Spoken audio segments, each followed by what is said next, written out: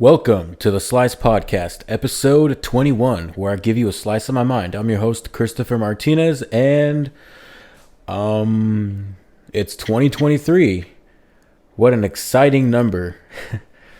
So, what have I done since I last done a podcast? Well, after I got my car fixed, I went home and I hung out with family. Home for me is in Stockton, and it was really enjoyable because I saw my mom, I saw my dad, I saw my two little sisters, I saw my little brother, who's my big little brother because he's taller than me, and that's bullshit, but whatever. So, a surprise actually happened. My dad he went out for the night, said he has to do some more shopping. So it's just me, my mom, and my two little sisters while my brother was at work. And we're just hanging out, eating dinner, shooting the shit. The door opens and we all go, "Hi, Dad." We can't see the doorway because there's like a wall between, the doorway and us in the walkway. And so we say, "Hi, Dad." And I hear, "Hey, guys." And we all turn our heads. We go, "What the fuck?" My dad flew in my sister from Wisconsin, and it was so fucking cool because I hadn't seen her since the summer. I saw everyone else during Thanksgiving when I went home, but we didn't expect her to come home. And so, after my whole mess about feeling alone, I had, in what I discussed in the last episode, it was just reassuring to see her, again, because I don't know when I'd see her the next time. And I cried a little because I really missed my older sister. And she was with us for a couple of days. So we all got to spend Christmas together. And it was nice. It really was. But other than that, we didn't do much. Just hung out at home and chillaxed. I took my little sisters and my mom to see that Puss in Boots movie. I just did my review for it along with Avatar 2, The Whale, and Mithrigan. I saw Mithrigan here in Los Angeles in Burbank yesterday, but I saw those other three movies in Stockton. Avatar by myself, The Whale with my friend, and Puss in Boots with my family. Other than that, got to hang out with other family. I got to see my aunties and my cousins and my other aunties and my other cousins and my grandma and my other aunties and my other cousins, and just hung out with everyone. It was really nice because I missed everybody. I was feeling homesick. It was bad. What else did I do over the break besides nothing? My little sister had like a little play recital thing, and that was really cute because she's in kindergarten. I was supposed to go to Reno, but I didn't because of my car issues. And I wasn't going to take my car up anyways, but just because of all the money stuff. And I just didn't feel like doing it. I didn't feel like going through the process of dressing up and going out and, not like dressing up, but, just packing and then leaving, yada, yada. So I stayed home with my family, my two sisters and my brother. This is before my older sister came home. This is the first weekend I was back. And I saw my little sister at like a shooting, not like a tournament, but like an event, a shooting event. That was really cool to see. My dad got her into that, shooting a rifle at targets with other people. Not like they shoot at the same target, but they're shooting at targets of their own. And after that, you get to take them home and see how you do and just practice and all that fun jazz. My little sister, she also rides horses, or she also rides a horse. She has a horse. It's really cool. And that weekend where it was just me, my two little sisters, and my brother, my brother kind of slept all day and goes to work at night. He's a working man now. But I got my two little sisters hooked on Bee and Puppy Cat, which was a show that was on YouTube and then was on an app called Verve, to which it was all then released on YouTube, to which then season 2 was leaked on Vimeo from one of the creators or someone who worked on the show, to which it was picked up by Netflix and then like 2 years later finally aired, and I watched it twice at home, maybe 3 times at home. And then I told my little sisters, "Do you guys want to watch this?" And I got them hooked on it. They love it. They've probably watched it 3 or 4 times within the span of me being home. And I'm really glad I got them hooked on it, because we just got to hang out and just watch it, and we quote it all the time. There's a quote from a character called Toast, and it's funny because in the show there's a lot of birthdays that happen, and there's this character named Toast who she moves in with a family that lives there, and they're gonna throw a surprise birthday party for one of the siblings. And she says, "Every year on my I didn't get it. I don't have it right, but I'm paraphrasing it. She says, every year on my birthday, I dig a hole, and a bunch of my hobo friends and I dance around it days on end until one of us dies from exhaustion. And my birthday's next week." It's really fucking funny. And what's funny is that it's not on Netflix Kids. It seems like something that they could easily gear towards kids, but I guess because there's a couple of naughty words like damn and crap and hell yeah and damn it. I don't know. It just seems like something that could easily gear towards kids, but it's not. And I guess I'm kind of glad for that. I don't know. And I'm hoping it's doing well from the amount of times that I rewatched it and my siblings have rewatched it. And also one night when it was the night my mom and dad were coming back from Reno, I told my little sisters that we were going to make cookies. So I took us to the store to just get some shopping stuff. I mean, all weekend I cooked them breakfast, just bacon and eggs, and they had Eggos they always wanted. So it was either that or I just toasted up some toast for them. And, I've always enjoyed just doing that for them, waking up in the morning and then we are hungry. Okay, eggs and bacon is easy to make, toast or an Eggo or whatever, and if I really feel like in the mood, I'll do some pancakes. But, they enjoyed it. We just go on with our day playing and whatever. But then now we made cookies. They wanted to do, my littlest sister wanted to do shapes and use her like a cookie, whatever those are called, like those stencil things. But I said, guys, let's make puppy cat cookies. So puppy cat is of course one of the 2 main characters in the show, and he has a really simple face. So we all looked at what puppy cat looked like and we shaped our cookies after it, and it was cute. And the cookies were good anyways, did it from scratch.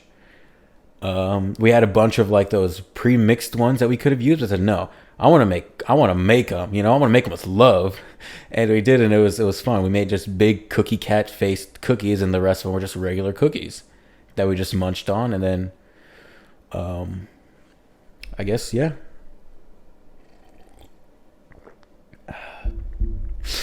And so the whole family's just chilling, hanging out, and then Christmas rolls around.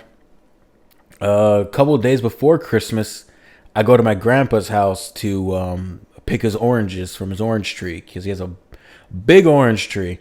And so me and one of my cousins spent all afternoon just picking a bunch of oranges. So I took 2 bags home, and on Christmas morning, I juiced them. And we had freshly squeezed orange juice, and it was sweet as hell. And then my dad cut his own bacon, and we had those and waffles and scrambled eggs, and we opened our presents and just hung out all day. It was awesome. And kind of forgetting what we cooked for dinner that night. I want to look back at my pictures, but my dad was gonna go hunting, I think, but he didn't. We just I think the Dolphins played on Christmas Day. The Raiders played on Christmas Eve. And so on Christmas Eve, we went to my uncle's house, and we just hung out and ate a bunch of food. We just cooked. There was just a bunch of food there. My mom made birria, and my auntie made chile rellenos, and there was tamales and everything. There was everything there, rice and beans. It was fucking delicious. And we all just hung out and chilled there all night. Went home, and of course we saw the Raiders lose, and that was terrible. I'll get into the Raiders stuff later. I want to talk about the Raiders. But on Christmas Day, the Dolphins played the Packers, and the Dolphins lost because Tua, I want to say he suffered another concussion that day. That was like the second or third of the season, which sucks. And he threw some bad interceptions in the second half, I think it was. Because my family are Dolphin fans, and so we were all like, okay, let's watch it. It was just kind of we just watched it. They lost. I'm like, damn. If the Dolphins would have won that day, we would have been eliminated from the playoffs, I think, already. We wouldn't have had to worry about the last two games or whatever. But let me look back on Christmas and see what we cooked for dinner. Okay, so this is what it was. Asparagus. We did a ham. My mom made twice baked potatoes, and that was delicious. We had dinner rolls. And my dad had this tri-tip he got from a vendor of his, and that was fucking delicious. Oh my god, that was so damn good. And we just hung out and chilled, and that's it. We had a fire going for so long the whole time I was there. Even when it was raining, we'd go out to get the wood. We're like, and just keep burning it and keeping us warm, and it was awesome. I just love, if you saw my story on Instagram, I just kept posting the fires that we had roaring. It was awesome. And I just really enjoyed hanging out with family. And then New Year's comes around. Let's see. New Year's comes around, and we're all just hanging out. My dad went hunting in the morning. When he comes back, we're all just chilling in the garage, and all of a sudden the lights go out. I'm like, God damn it. Because it was raining and windy, and so the power went out. So we gave it maybe 2 hours. It comes back on, and then we're like, okay, guys, let's get all of our hors d'oeuvres ready for the night. So when the power goes out, we're fine. We have all of our hors d'oeuvres. But it kept going out. Maybe a couple hours later, it went out once or twice within the span of like an hour. But my mom made sure she did her bread. We did our beef ribs in the oven and the pies that we needed to cook. And so my brother and I, mainly my brother, finished off the beef ribs because I have a phobia about finishing off beef ribs on a grill now. After a tragic mistake I made in the year 2015, my dad was cooking beef ribs like all day in the oven, and he told me to finish them off. But this is after another scare I had of burning a bunch of chicken on the grill. I'm good at cooking, I promise. But this is just before. This was back in the year 2015. I accidentally burnt a bunch of chicken that my dad was cooking because he told me to finish them off, and I put them off to one side. It's like, oh, the fire was on one side, so I put them on the other. I was like, what? So I go out and they're all just burnt. But then he told me to do the beef ribs later that year, and I thought I just wanted them to have a good glaze, but because I was salting them, nah, let the glaze go a little longer while the girls just. Like, it's gonna get a glaze, don't worry. Took them off and they're just burnt. I'm like, fuck. My dad was pissed. And then I stayed up all night working on my paper with a bunch of classmates on a Google Doc. And then I realized I left the grill on, so I went outside to turn it off. I was like, shit. Keep fucking up. But oh well. So anyways, we just finished off those beef ribs on the grill. They were delicious. Had all of our hors d'oeuvres, like little smokies and some like little meatballs and what else was there? A bunch of chips and dip and artichoke dip. It's like an artichoke cheese jalapeno dip, I think. My mom made a bunch of bread, and oh my god, my mom can make some damn good bread. How long have I been doing this for? I just still got time. Yeah, and we had a bunch of pies. pumpkin pies and had some chocolate pies, and we just hung out and chilled out. And then later on in the night, the power just shut off, and it was going off and on for a while, and off and on and off and on and off and on. I was like, fuck this, I'm going to lay down. Good night, guys. My brother had a bunch of his friends over, and my mom was staying up with them, and I was like, I don't give a shit about like New Year's, like, you know, I do, but then I just don't. Once the night goes on, you're just like, when's gonna be New Year's so I can go to bed already? And then do the inevitable. Oh no, I didn't change my clock or this specific thing. Time it right with the New Year as it goes, and we have to wait till the next year to do it. You know, like the oven and the microwave or our phones. But then, you know, the power is out, so it doesn't fucking matter. So I said I went to go lay down to sleep, but I just didn't. I was just laying down like, this is fucking boring. And New Year's Day, I went with my grandpa and my uncle to, I believe, I call her my cousin. Yeah, to my cousin's house to watch the Raider 49er game because they're 49er fans, and me and my grandpa and my uncle are Raider fans. And so that night, I'm like, damn, I need to charge my phone. So I just, thank God my laptop was charged. So I just plugged my phone into my laptop, and it was charging it. Bada bing, bada boom. Woke up in the morning, went to my grandpa's. Then they thought I was going to drive. I'm like, hell no, I'm not driving over there. You know, this was not part of the discussion. I'll drive back, but I'm not driving up there, especially in my car. We're not driving in my fucking rinky-dink manual car with a broken passenger seat that just reclines back. And so we watched the Raiders lose. I'll get to the Raiders stuff later. But it was just nice to see that side of the family because that side of the family, of course, not everyone was there, but that's the side of the family whose Christmas party that I missed. So it was just nice to see them again and hang out and talk and catch up and stuff, you know? It was just, I just like hanging out with family, you know? Even if we're not saying much, it's just nice to be around them. Familiar faces and everything, you know? You know, good memories, making new ones. Just catching up and talking. It's always nice, no matter what, no matter how long it's for. But anyways, and then I came home. I've been home for, I don't know, almost a week now. It's Sunday. I came home last Monday because had a COVID test on Tuesday to go to work on Wednesday, but then they pushed work from Wednesday to Thursday, so we worked Thursday, Friday. And then it's the weekend now. Didn't do much Saturday except I went to Burbank to watch Mithrigan with some friends from work. Then we just went out afterwards to just eat and drink, you know, or I drank. A couple other people drank, but I drank more. It's not a contest. I'm not an alcoholic, I swear. I just like to drink. But had a talk with one of my coworkers. He was like, it was just talk about like drinking and stuff. And I'm like, yeah, I know I drink a little too much when I go out with people. But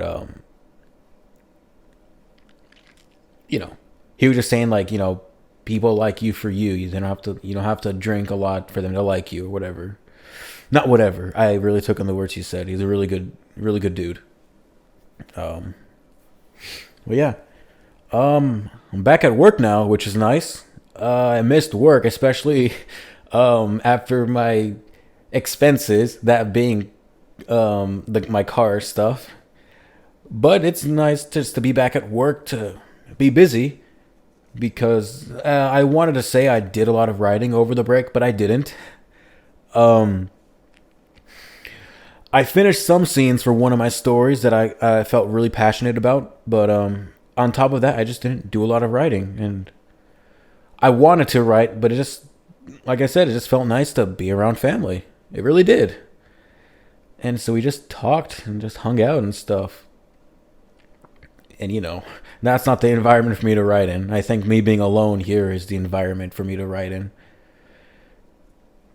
And I wanted to say I wanted to write today. I wanted to do a lot of stuff today. I wanted to go see Babylon, but I didn't get a chance to because when I woke up, I went back to sleep. Woke up later, I was like, damn, I got to film my reviews for the movies I saw. And then edit them. I had Steven Universe playing in the background. I'm rewatching that. That's nice. And then I just, after that, worked on it, cleaned up a little, did some laundry, came back, did some prepping for this, and now I'm doing this. So I'll go watch Babylon next weekend. I really wanted to watch that in 2022, but whatever. So anyways, back in Compton.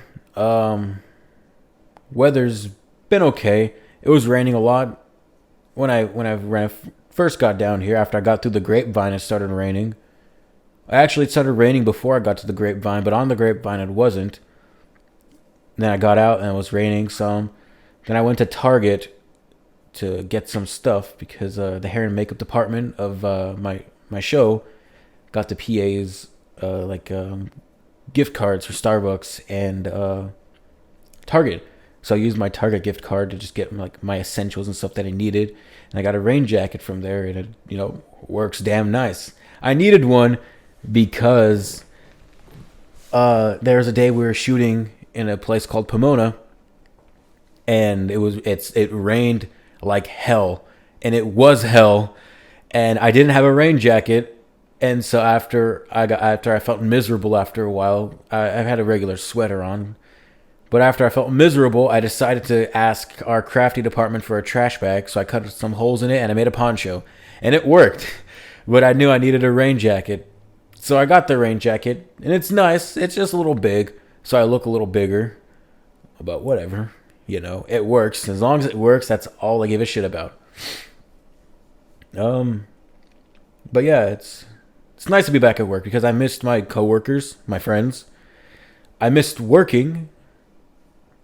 And yeah, I'm back home, and it's nice. It's funny because I had this weird thing where I wanted to be home with my family, but then I wanted to be back here. I was having a whole spiel about if I can have the best of both worlds, if I could do what I wanted to do, but have my family with me.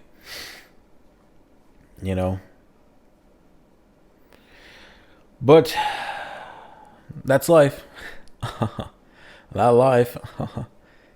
That's a quote from The Room where this one character, Michael, he's asking Tommy for advice, where he says he was making out with his girlfriend on Tommy's couch, and then Claudette and Lisa walked in, and Claudette says the brilliant line, "What are these characters doing in your apartment?" And so then Michael runs out, but he comes back because he forgot his book. But it turns out he was actually hiding his me underwears.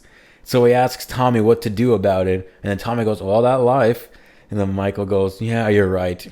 And that's the whole point of that scene, and it's fucking awesome. I have this coworker of mine who I worked on health and safety with last season on the show. And we quote The Room all the fucking time, and it works for almost every situation we find ourselves in at work, and it's funny as hell. It's nice. It's really cool. Ah, man. All right, I think I talked about what I wanted to talk about with that subject, just being back home and just going on about being at home and being with my family and hanging out with them. And I've been up with my best friend. Only once, though. We were supposed to see the whale one day, but he got sick. And so a couple of days before I left, we saw the whale in Stockton. They were showing it in Stockton for some fucking reason. Thank God. He didn't like it, but I did. But we just, hung out. It's my best friend. And I saw my other best friend. We drank a lot one night with his girlfriend and a bunch of his other friends and one of our friends from college. It was just nice to see them. I miss all my old buddies.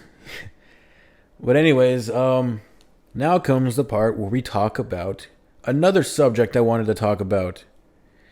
The season of the 2022 to 2023 Las Vegas Raiders and how this year was a massive failure. We didn't have the worst record of the league, but we might as well have with our shitty year.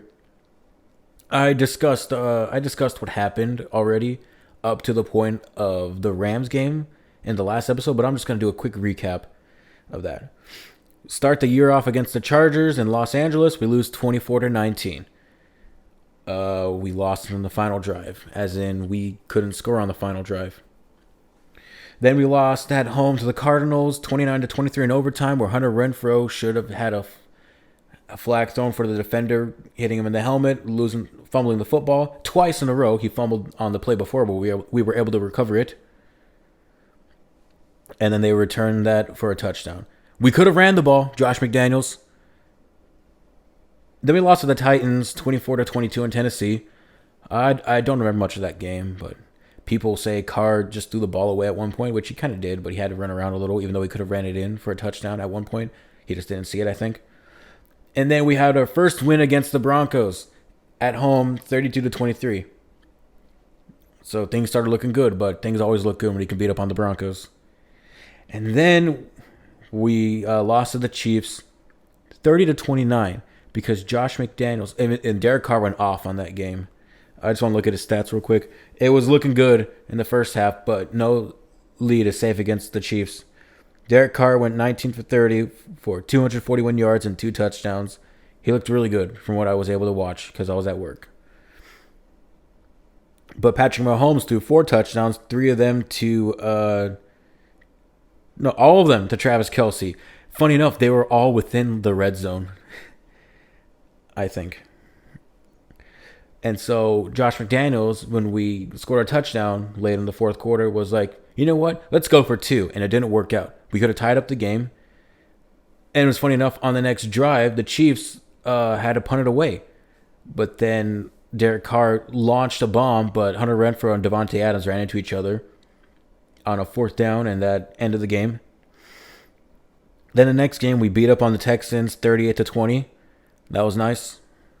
So our record now is 2-4, I think. 2-4. And then we lose in an embarrassing fashion to the Saints. We lost 24-0. We didn't cross the 50-yard line until the last drive of the game. And I wasn't even watching most of the game. I was just because I took a friend to go see Spirited Away, and we went to go eat a bunch of ribs at this one place. This guy who had this little pop-up area at a brewing company, and it was fucking delicious. I was more interested in the F1 that day. But yeah, we lost. We got blown out by the Saints. Now we're 2-6, I think. 2-5. And then we lose to the Jaguars 27-20 after having a 17-point lead. I think what it was. So that was embarrassing too. And then what was even worse than losing to the fucking Saints 24-0 was losing to the fucking Colts 25-0. I'm 25-20. A Saints team who fired their coach and then hired Jeff Saturday, who has never coached an NFL game in his life. I'm looking up the Colts record because the Colts have not won a game since they beat the Raiders. Their last win was against the Raiders. They lost to the Eagles 17-16. They lost to the Steelers 24-17. They lost to the Cowboys 54-19. They lost to the Vikings 39-36. They lost to the Chargers 20-3. They lost to the Giants 38-10, and they lost to the Texans 32-31. Josh McDaniels lost to a head coach who hasn't won a game since beating us. Josh McDaniels looks like a fucking thumb. And then the Raiders rattled off 3 wins against the Broncos 22-16 in an overtime win. Then against the Seahawks 40-34 in an overtime win. I was watching that Seahawks game when I came back from my flight after Thanksgiving. And then we beat the Chargers 27-20. Which there was a play where it looked like we did a pass interference, but you know. And then the last game I talked about we lost. The last game I talked about in the last episode of the podcast, we lost to the Rams 17-16 in an embarrassing fashion where Baker Mayfield was only on the team for 2 days and led a game-winning drive to beat us. But if you know anything, everyone was just going to blame Derek Carr, even though we didn't do much in the second half. We had a 13-3 lead.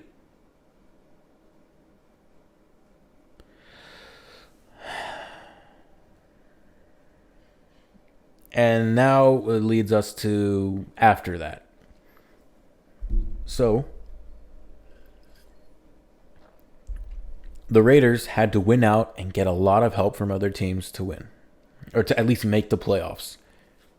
Because losing to the Rams did not help us. So, next week, the Raiders are playing the Patriots. I go to my grandpa's house to watch it. It was supposed to be Sunday Night Football. And I would have been in Reno to watch it, but I didn't go. So I was like, Grandpa, let's go watch the game at your house. Or he invited me to go over. I said, yeah. The Raiders, we had a 17-3 point lead going into halftime. And then it's tied 24-24. Derek Carr threw 3 touchdowns, even though the last touchdown looked like it was so close. And there's a bunch of different angles that show it. I thought he was out, but he wasn't. Or the refs say there wasn't enough evidence to overturn it. So that was Derek Carr's first 3 touchdown game this season, I think. Which everyone was so up in arms about, even though Josh McDaniels sucks at play calling and whatever. And so, 24-24. Patriots are going down the field, yada yada, and then they're trying to get into field goal range, whatever, and then hey, let's do a draw play, and then start doing a bunch of throws back. And so I forgot who the Patriots player was who threw the ball. They did a draw play, then they're running around. I'm like, oh my god, they're gonna fucking score and they're gonna beat us. And just end our chances. So, this guy's running around doing a shebang, and then he yeets it to Mac Jones, who wasn't in that vicinity. He was around there, but he wasn't close enough. To which Chandler Jones picks it off and then stiffs arms Mac Jones into the ground and runs it in for the touchdown. And I was in disbelief. I was like, no fucking way that just happened. What the fuck? So that kept our playoff hopes alive, even though I knew we didn't deserve to go to the playoffs with how shitty our season has been and how many games we've lost. And so next week was against the Steelers, and it was 50 years since the Immaculate Reception game. Not on the dot, but then Franco Harris passed away a couple days before the game happened. And so the Steelers won because... the Steelers won. And it wasn't pretty. Derek Carr threw 2 interceptions that bounced off of... It was weird because those interceptions were he threw them to the receivers. I believe Moreau dropped it, and then he lasered it to Hunter Renfrow, who touched it. As soon as he turned around, it was like he didn't have enough time to react to catching it. But it bounced off of him anyways and got intercepted. And then he yeeted it to Hunter Renfrow on the run. And from angles, it looks like he was hit by a defender, but he just kind of threw it in an awkward position. And that was the interception. And so after that, we lost. We lost to fucking Kenny Pickett, who was funny enough. Kenny Pickett led that touchdown drive. We still had enough time to go down the field to at least score or get a field goal. We had all of our timeouts left. But I get why Carr did what he did, but it sucked. Then after that game, so everyone has this thing that Derek Carr can't play in the snow or in the cold, and it sucks. But the stats are there, but I don't think Josh McDaniels' play calling was helping either. Even though Carr can kill plays and whatever, but so anyways, the last 2 games of the season, it was announced that Derek Carr would be benched and not be active for the final 2 games. And instead, Jared Stidham would play. So I made a bunch of Instagram posts and tweets like, I'm fucking furious. Why would we do this to Carr? Even we still would have had a chance to go to the playoffs as the 7th seed if we won out. And funny enough, everything that needed to happen in week 17 for us to go to the playoffs happened except us winning. And here's the thing about it. Jared Stidham looked good. But watching that game, I was so fucking miserable. It's because I've been supporting Derek Carr for his entire 9-year career. Not once have I ever thought about trading him for draft picks or another player or whatever. Not once has it ever gone through my mind because I love Derek Carr as a quarterback. I've supported him in his entire 9-year career.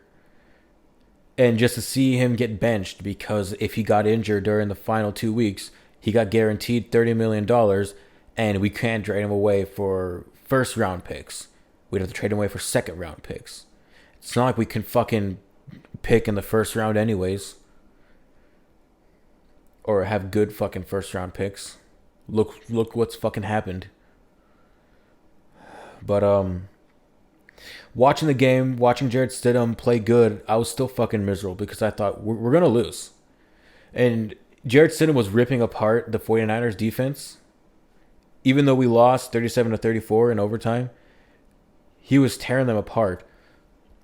And people were saying it was a trap game because no one had footage on Stidham. No one knew how he played despite him not looking that good in New England. But I just think why that happened is because the magical bullshit that's happened all season in the NFL. Not because Jared Stidham is a god, but because that's just the way the NFL has played out all fucking season long. Like the Steelers bullshitting their way to 9-8 to make sure Mike Tomlin doesn't have a losing season. And what's funny is that watching Jared Stidham play, I thought Derek Carr's been making these throws the entire fucking season. The first play of the game, I'm like, if Derek Carr did that, everyone would say he's a pussy for throwing it that short or whatever. Or how Jared Stidham launched to Adams on multiple times. Carr's been doing that all fucking season. I fucking hate Derek Carr haters. I really do. I hate dealing with them. And so, yeah, Jared Stidham looked good, but he threw some picks. What? He threw 2, right? Let me check. Yeah, he threw 2 picks. I think the first pick bounced off of a receiver's hands, I think.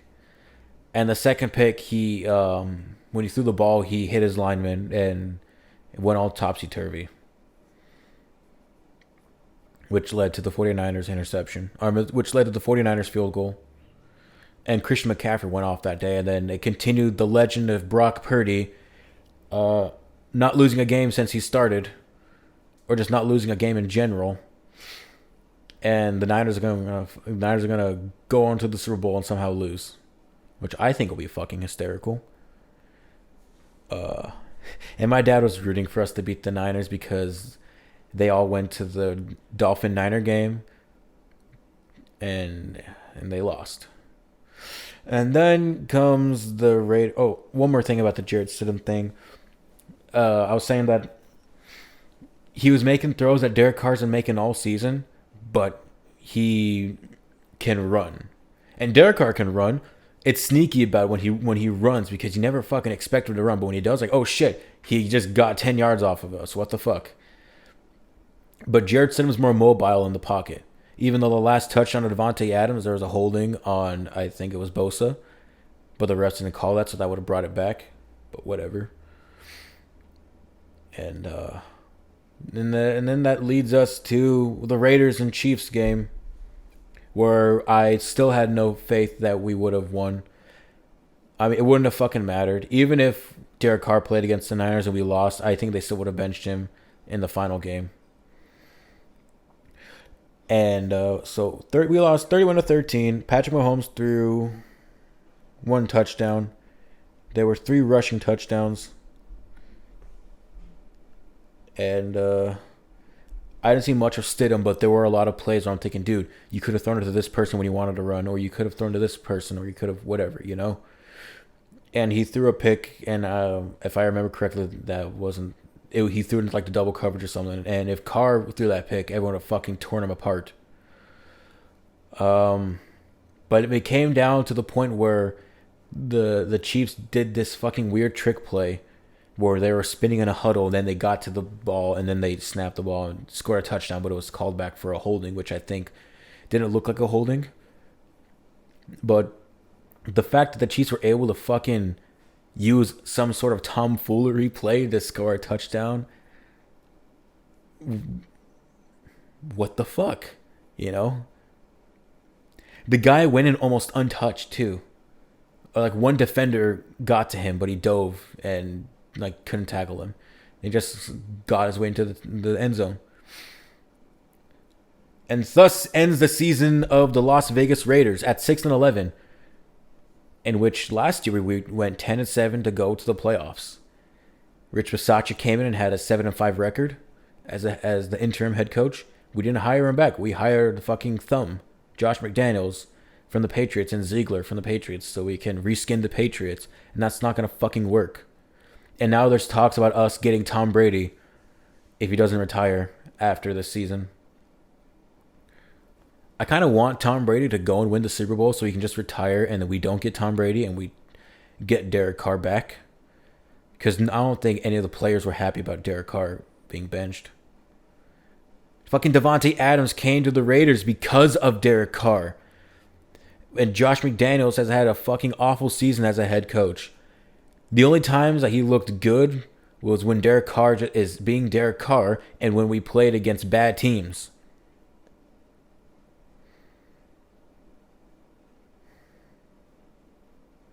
It's bad. It's really bad. And it's funny because I was so unenthusiastic about watching the Raiders. The spark that I had 10 years ago watching us play just wasn't there anymore.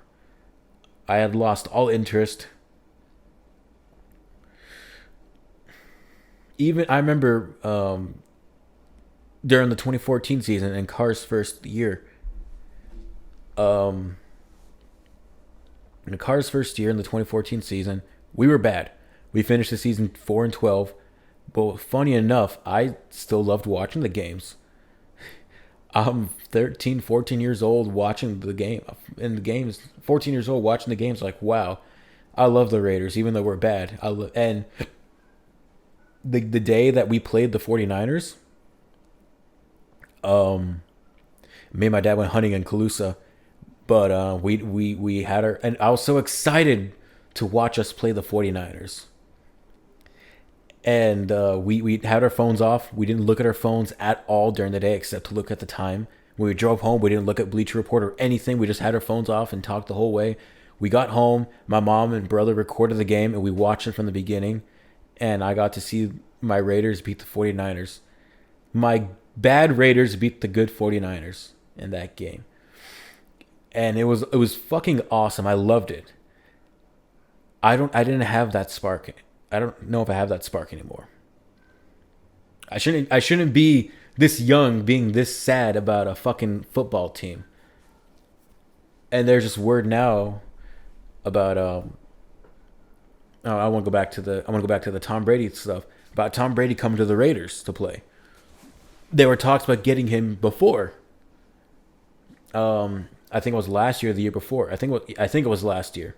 About Tom Brady might have gone to the Raiders at one point after his run with the Patriots. But he didn't. And then now there's a talk about getting him if he doesn't retire, and that's... I don't think a single fucking Raider fan wants Tom Brady. because of the tuck rule, because he's Tom Brady, and because he hasn't looked good this year. He got saved out by a final drive almost every time. And did they lose today? Let me check what they lost today. I think they did. Yeah, they lost 30-17. They're an 8-9 team who owns the division, the NFC South, and they're going to the playoffs as the 4th seed. It's like the NFC least a few years ago. Or I think it was last year or a few years ago, whatever. Yeah, it was a few years ago where the NFC least, the NFC East, but they called NFC least because they looked, all the teams looked fucking terrible. Damn. But anyways, I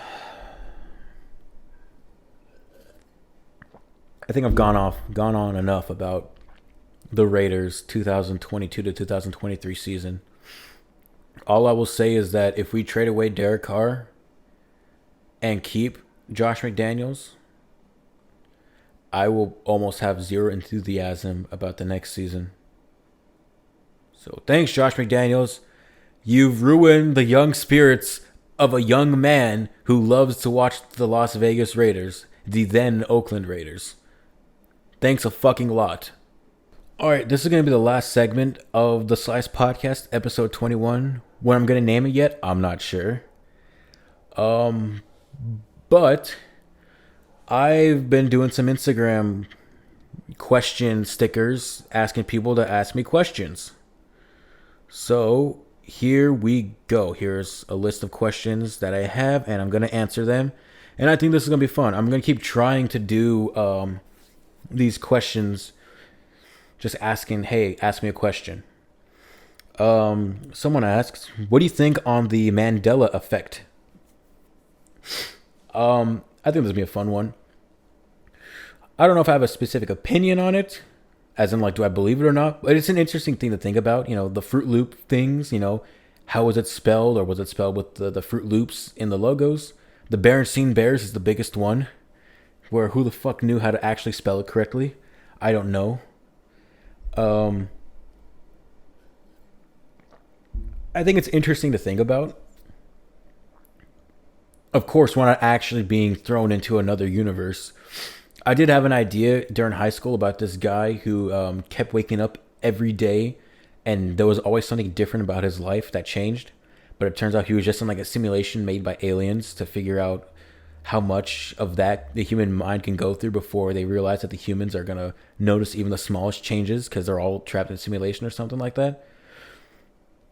But I do think the idea of memory and how we think we remember something versus how it actually was and how much we want to believe it, I think that's something really interesting.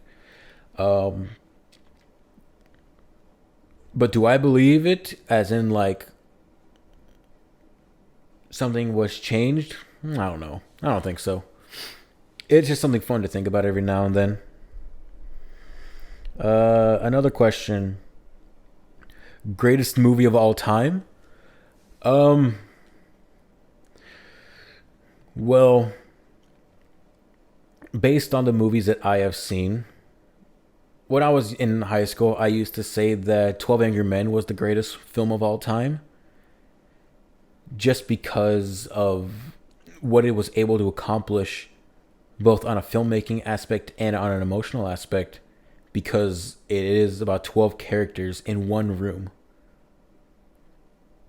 discussing the fate of a boy because they're on a jury.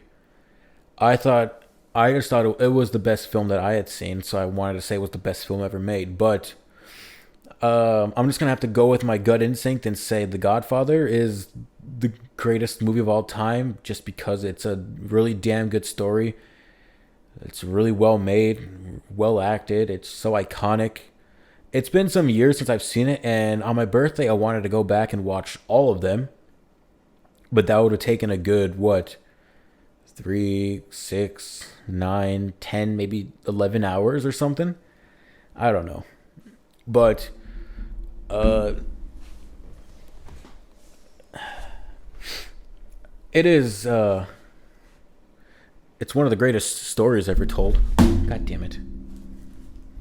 It is one of the greatest stories ever told, and it's just a really damn good movie. So yeah, I'm just gonna say my gut instinct that The Godfather is the greatest movie of all time. The same person also asked thoughts on Ratatouille, the Disney movie. So Ratatouille is easily one of the best Pixar films and easily one of the best animated films ever created. It's it's great. I do have a little bit of pacing issues, but I love what it says about art and creation of because it's about anyone can cook. That's like the biggest thing said in the film. But I think that's mainly I think what I take away from that it's about art too. Anyone can create art, and everyone has a different perception on art and what emotion it evokes from certain people. That's something I can take away from that.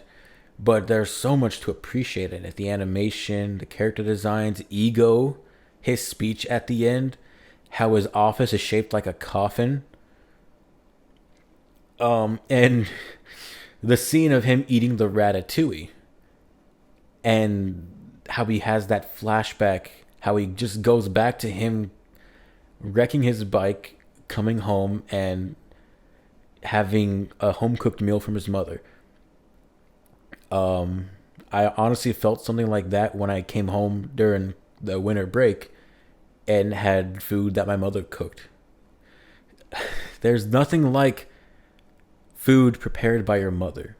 There isn't. Nothing could ever touch the comfort and the love that your mother will put in your cooking. And I think they captured that in Ratatouille beautifully. It's so brief. It's such a brief moment, but it is so fucking powerful because Ego forgets that he's a critic. He forgets that his intention of going to that restaurant was, I'm going to shut this place down with my critique because I control what people think about something because I am such a big voice. He forgets that and just embraces this comfort food. All because the person behind it, Remy the rat, had a passion for art. That being cooking. Cooking being art. And that's like one of the most important scenes in the film. It's one of the most important scenes in all of Pixar. It's honest. It could be called their greatest film. The best Pixar films are their pre-Wall-E movies. Like there's, of course, Toy Story. The Toy Story films 1, 2, and 3 are all fucking phenomenal. Finding Nemo is a godsend. Wall-E is amazing. It's great. I have my issues with it though. The Incredibles, I think, is the best Pixar film.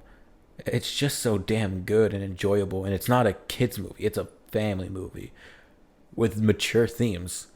Monsters Inc. is the one that will tug at your heartstrings probably the most. I'm pretty sure I'm missing a few, but those movies are all great. Up's amazing. Although I think Up came out after Wall-E. I'm getting off track though. Ratatouille is fucking phenomenal. I love it. I really need to rewatch it again. But I went on a lot about the ego thing, but it's so fucking important because I've been feeling a certain way about critiquing art and critiquing movies. It's so hard for me to find a line in which I can enjoy a movie or critique it. Let's talk about Home Alone 2 for a second. I think the first Home Alone's great. I love the first Home Alone. Home Alone 2 is far less enjoyable to me. Yeah, it has the same fun moments, but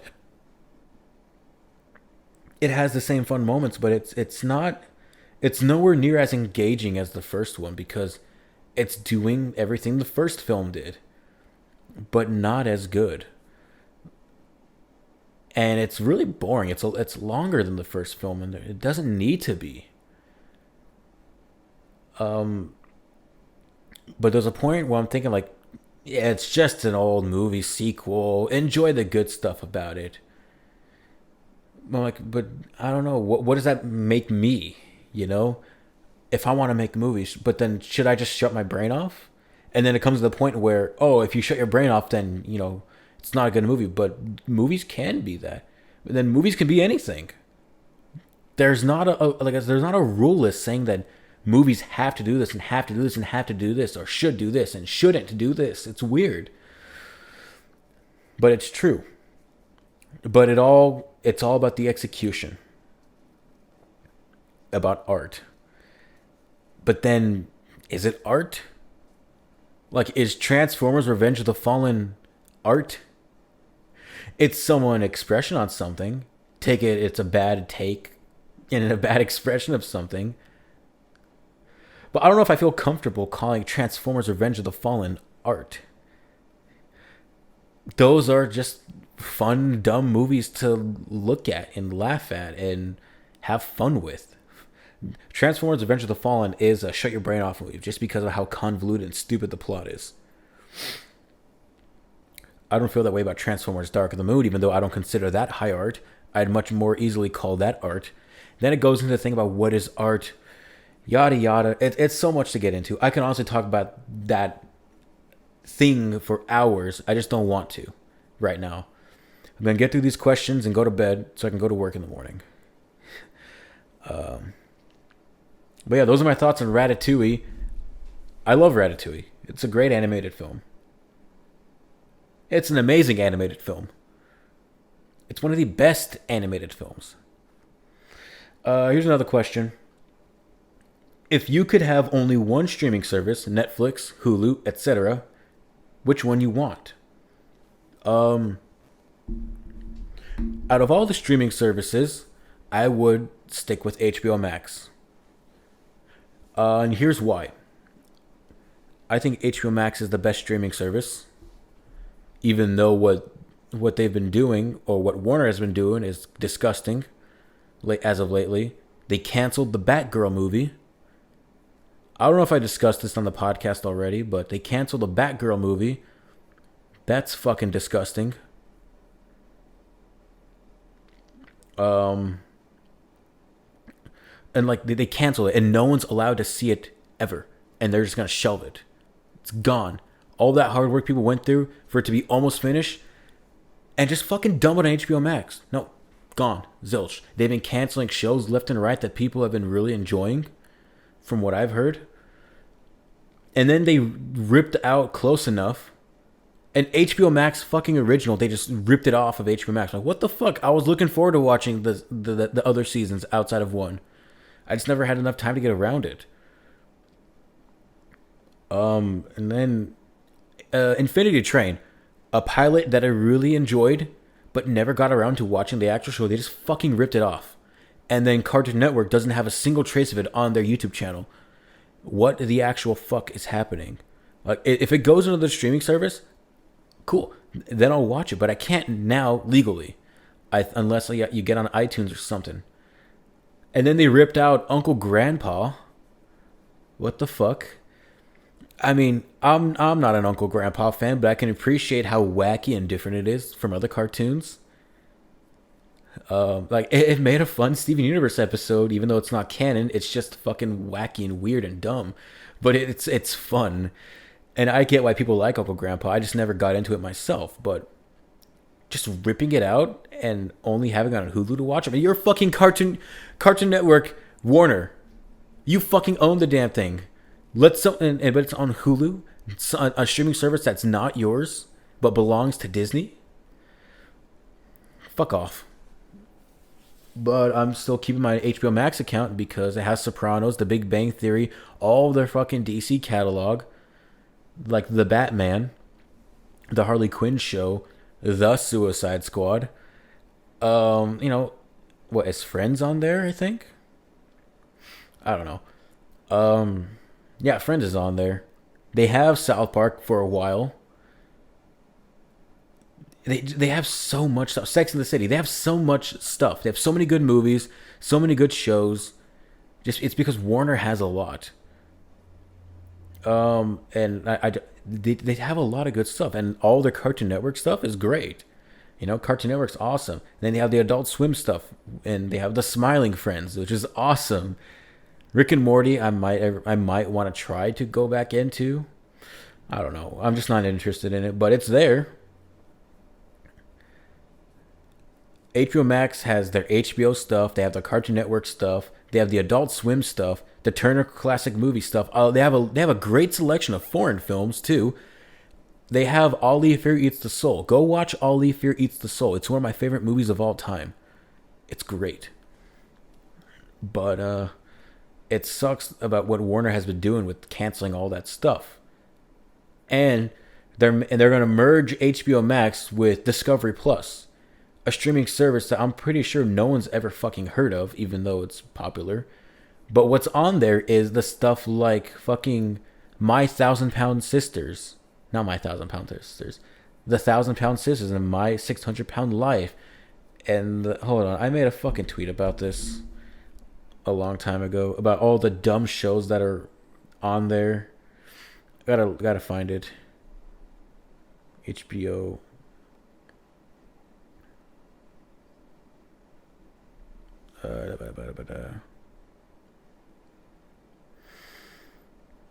Hmm.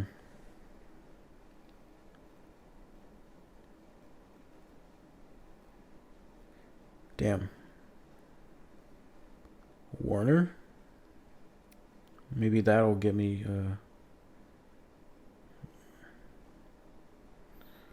Maybe that'll give me the results I'm looking for. Warner. Maybe Warner Brothers wouldn't be in the situation they are in now if they didn't make Space Jam 2. We all know Space Jam 2 is one of the biggest pieces of dog shit within the past decade. Imagine making a film, having it complete and ready for release, and all of a sudden it is canceled and has no plans for future release. Thank God we don't live in that world, right, Warner Brothers? Right?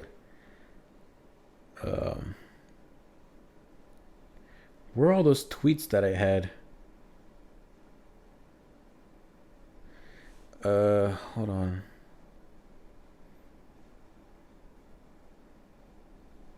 Where is it? I made a very specific tweet.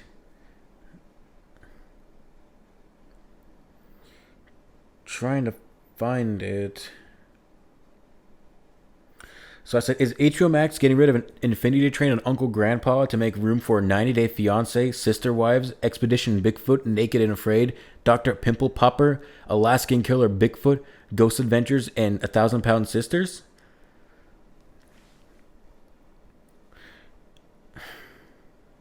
And like the storage wars and the hoarders stuff and all that stuff. Like, what the fuck?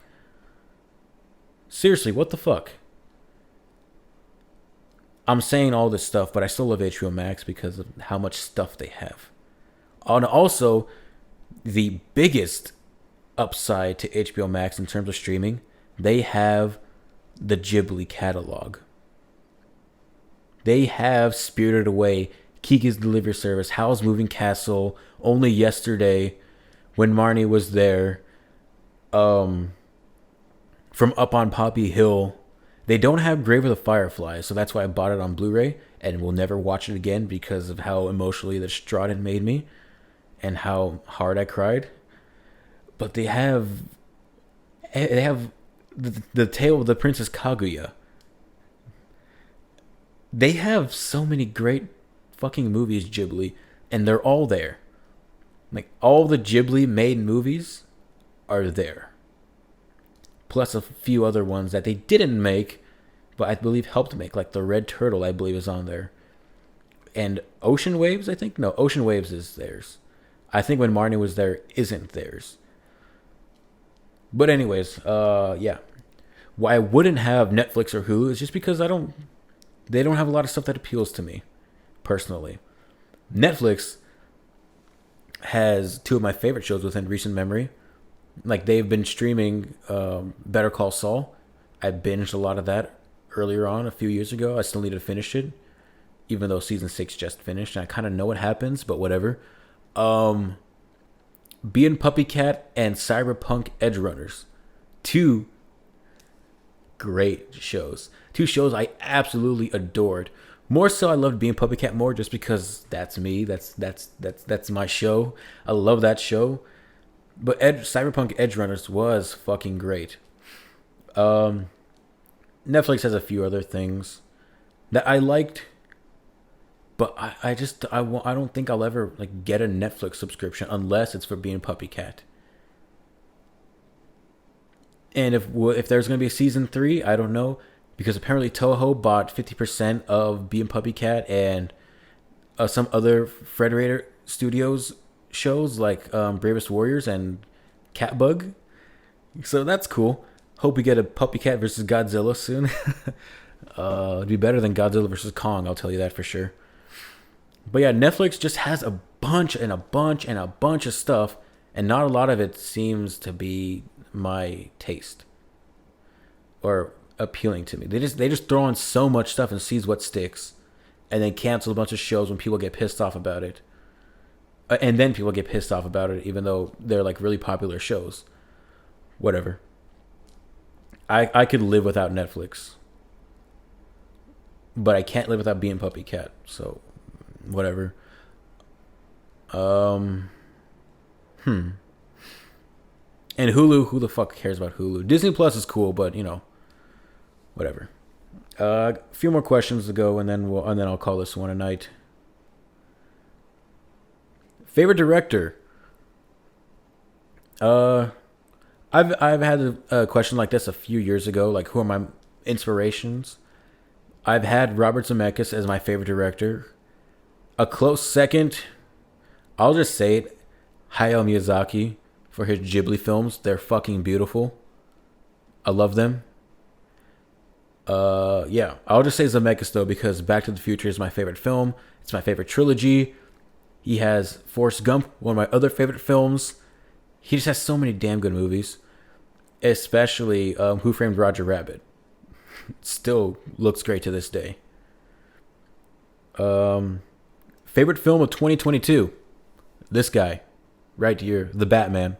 The Batman was the first film I saw in 2022, and no, I think Turning Red was whatever. No, The Batman was, and it will still be, and it still was my favorite film throughout the entire year. If I had a top 3, it would be The Batman, Top Gun Maverick, and Everything Everywhere All at Once.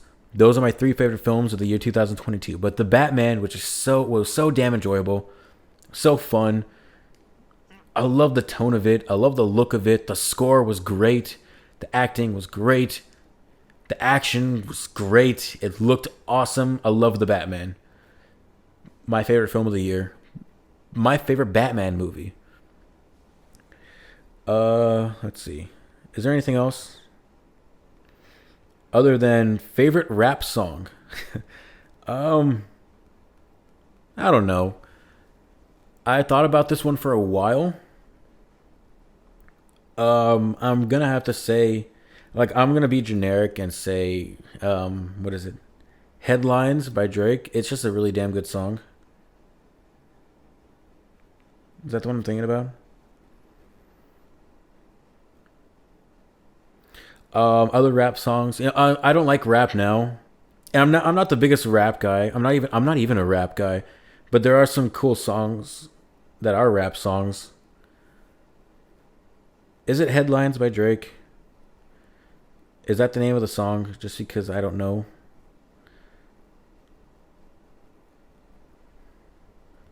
Yeah, Headlines is good. Um, Heartless. I like that Heartless song by Kanye, even though he's a controversial subject to talk about now. I do like that song. Can you consider that a rap song? I guess. It's more hop, I guess. I don't know. I'm very generic once it comes to rap. Kendrick Lamar. I like Kendrick Lamar. Like I don't know all of his songs, but there were a few songs he had. I don't know what song popped him off.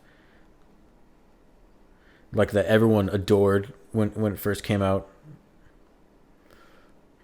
The hell is it?